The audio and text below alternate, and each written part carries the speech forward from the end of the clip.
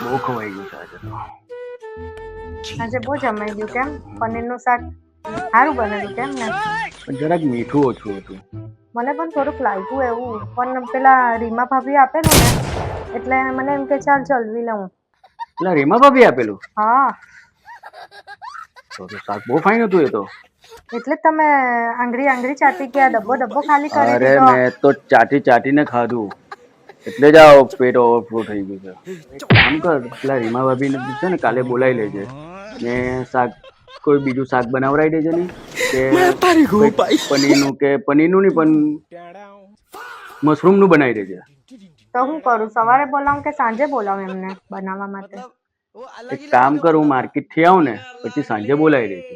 હા, એટલે તમે શીખી જવાના છે શાક બનાવતા? એમ નથી કેતો, તમે જ તારે બનાવજો બી શાક. શીખવાનું ને મારે બી શીખવાનું છે.